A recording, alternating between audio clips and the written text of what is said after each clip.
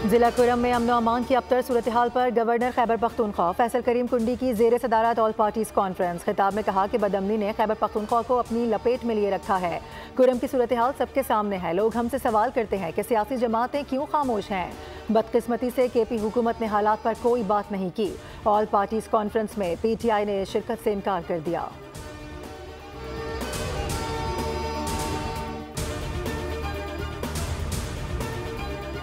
Supreme court के आईनी bench ने PIA निजकारी रोकने का हुक्म वापस लेते हुए केस निपटा दिया। जस्टिस अमीनुद्दीन खान ने इस्तफसार किया कि निजकारी का अमल करके हुकूमत सुप्रीम कोर्ट ऑर्डर की खिलाफ वर्जी तो नहीं कर रही। हुक्म दिया था कि निजकारी अदालत को एतमाद में लेकर की जाए।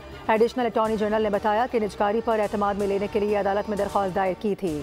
जस्टिस जमाल मंदुखेल ने रिमार्क्स दिए कि अदालत अपना एतमाद देती है, निजकारी अच्छे तरीके से की जाए।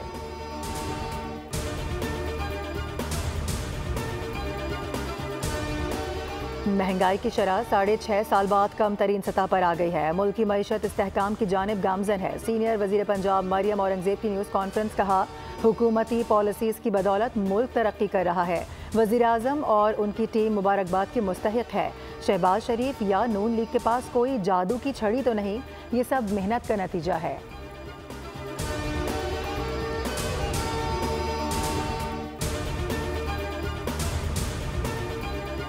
पाकिस्तान स्टॉक मार्केट में एक और तारीखी दिन पहली बार 1,07,000 पॉइंट्स की सतह अबूर कर गई। ट्रेडिंग के दौरान 100 इंडेक्स में 1,900 से ज़ायद पॉइंट्स का इजाफा रिकॉर्ड किया गया।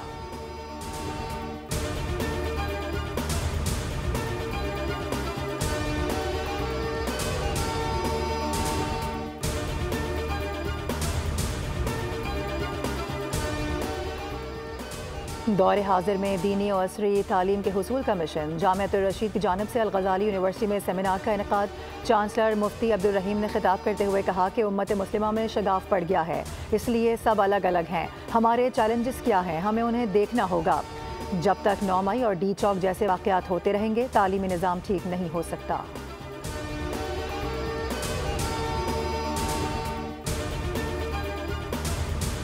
और ICC चैंपियंस ट्रॉफी के मुस्तकबिल के हवाले से हतमी फैसला आज होने का इम्कान। अहम बैठक आज दुबई में होगी, जिसमें पाकिस्तान में होने वाली चैंपियंस ट्रॉफी पर भी गुफ्तगू की जाएगी।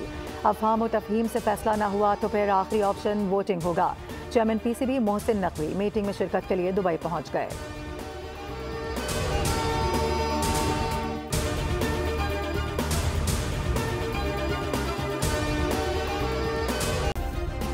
सब्सक्राइब करें और बेल दबाएं ताकि कोई खबर रह न जाए।